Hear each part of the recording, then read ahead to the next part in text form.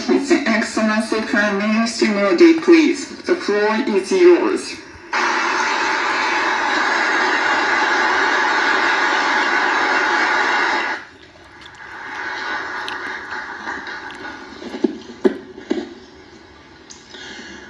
Your Excellency, प्रधानमंत्री Ishiba जी,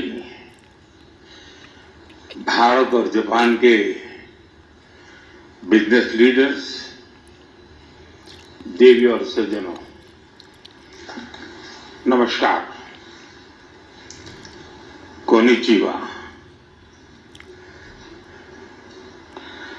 मैं आज सुबह ही टोक्यो पहुंचा हूं। मुझे बहुत खुशी है कि मेरी यात्रा की शुरुआत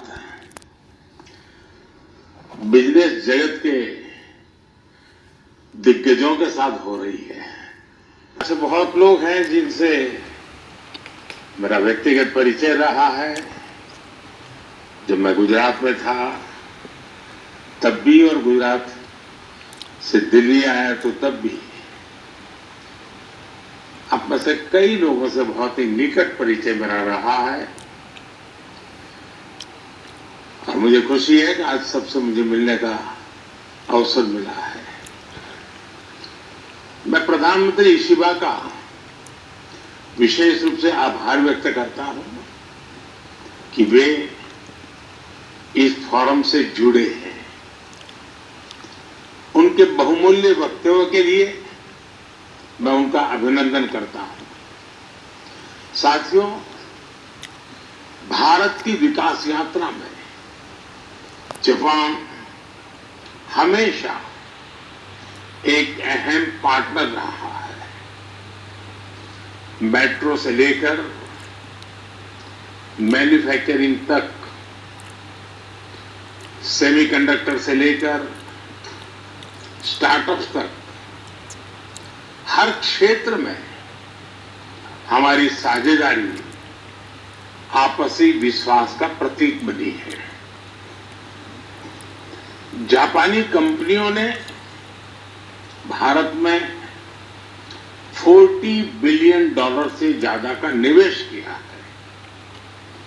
मात्र पिछले 2 वर्षों में $13 बिलियन का प्राइवेट इन्वेस्टमेंट हुआ है। JBIC कहता है कि भारत सबसे प्रॉमिसिंग डेस्टिनेशन है। जेट्रो बताता है कि 80% कंपनियां भारत में एक्सपांड करना चाहती है और 75% ऑलरेडी मुनाफे में है। यानी in India capital does not just grow, it multiplies. साथियों, पिछले 11 वर्षों में भारत के अभूतपूर्व ट्रांसफॉर्मेशन से आप सब भली भांति परिचित है। आज भारत में पॉलिटिकल स्टेबिलिटी है, इकोनॉमिक स्टेबिलिटी है, पॉलिसी में पारदर्शिता है, प्रिडिक्टेबिलिटी है। आज भारत विश्व की सबसे तेज ग्रो करने वाली मेजर इकोनॉमी है और बहुत जल्द विश्व की तीसरी सबसे बड़ी इकोनॉमी बनने जा रहा है। वैश्विक ग्रोथ में भारत 18% योगदान दे रहा है। भारत की कैपिटल मार्केट्स में अच्छे रिटर्न्स मिल रहे हैं। एक मजबूत बैंकिंग सेक्टर भी है, लो इन्फ्लेशन और लो इंटरेस्ट रेट्स करीब $700 बिलियन के फॉरेक्स रिजर्व है। साथियों, इस बदलाव के पीछे हमारी रिफॉर्म, परफॉर्म और ट्रांसफॉर्म की अप्रोच है। 2017 में हमने वन नेशन वन टैक्स की शुरुआत की थी। अब इसमें नए और बड़े रिफॉर्म लाने पर काम चल रहा है। कुछ हफ्ते पहले हमारी संसद ने नए और सिंप्लीफाइड इनकम टैक्स कोड को भी मंजूरी दी है।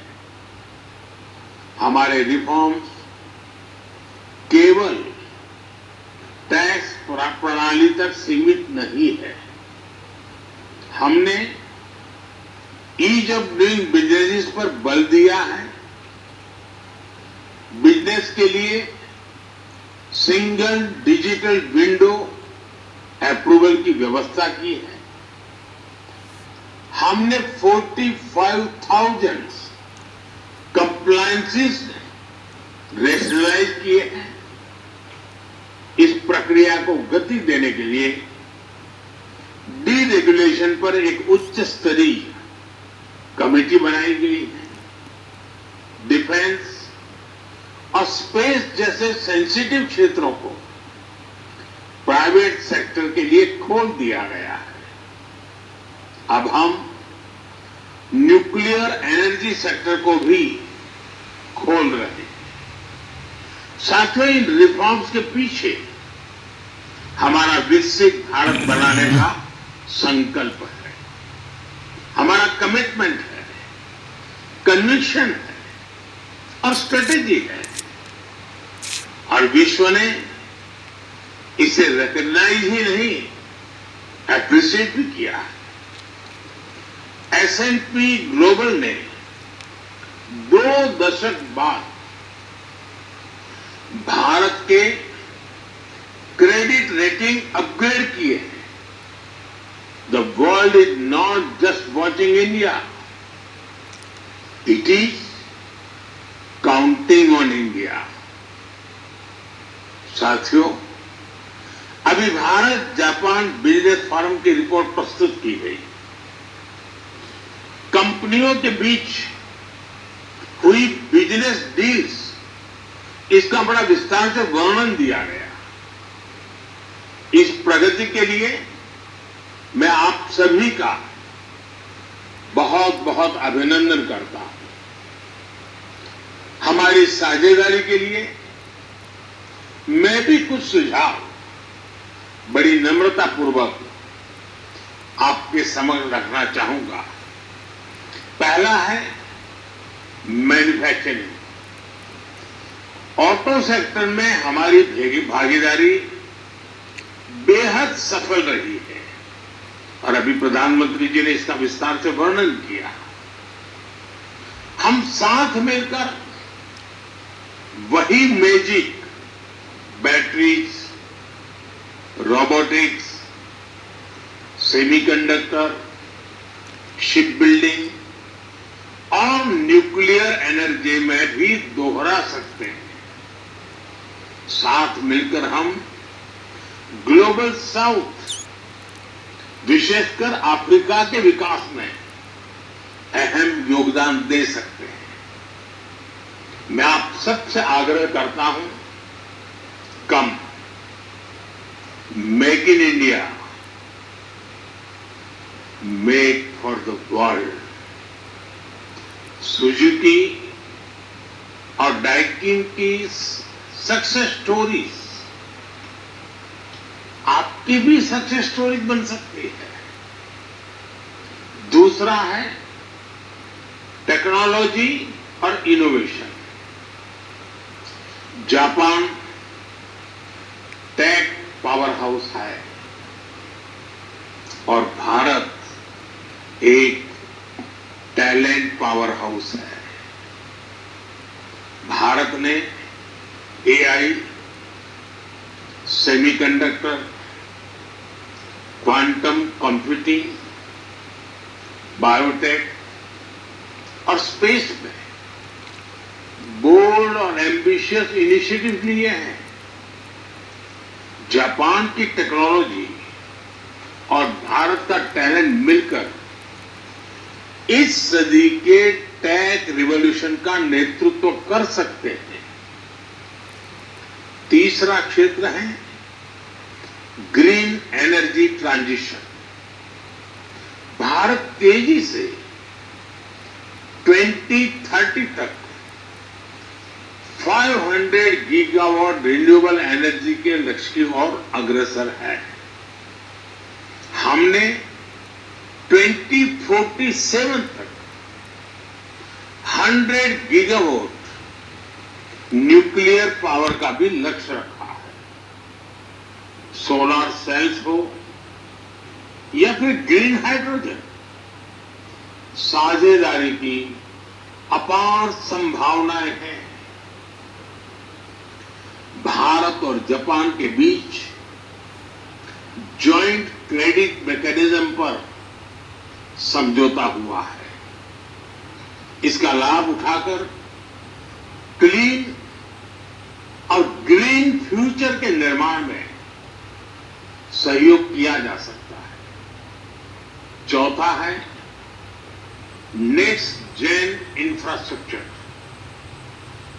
पिछले एक दशक में भारत ने नेक्स्ट जनरेशन मोबिलिटी और लॉजिस्टिक इंफ्रास्ट्रक्चर में अभूतपूर्व प्रगति की है। हमारे पोर्ट्स की क्षमता दोगुनी हो गई है। 160 से ऊपर 1000 किलोमीटर लंबी मेट्रो लाइन बनी है।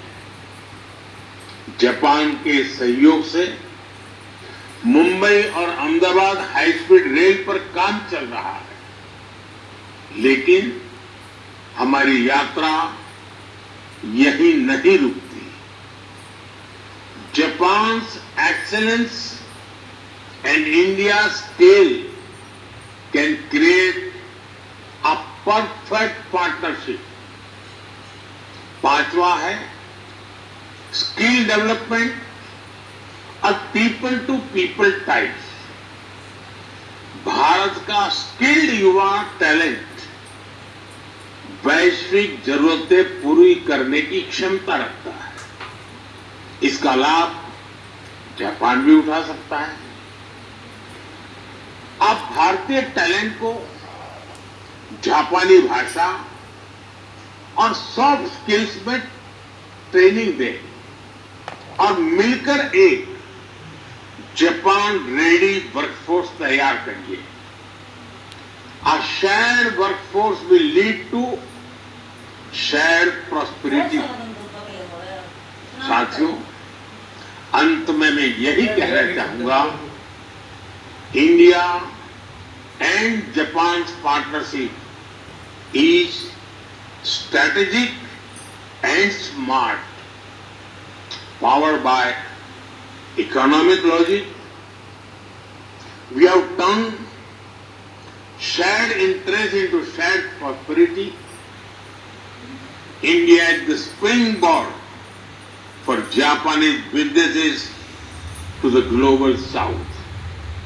Together, we will shape the ASEAN century, Asian century for stability, growth and prosperity. इन्हीं शब्दों के साथ मैं प्रधानमंत्री इशिबा जी और आप सभी का आभार प्रकट करता हूं। अरिगातो गोजाइमास। बहुत बहुत धन्यवाद।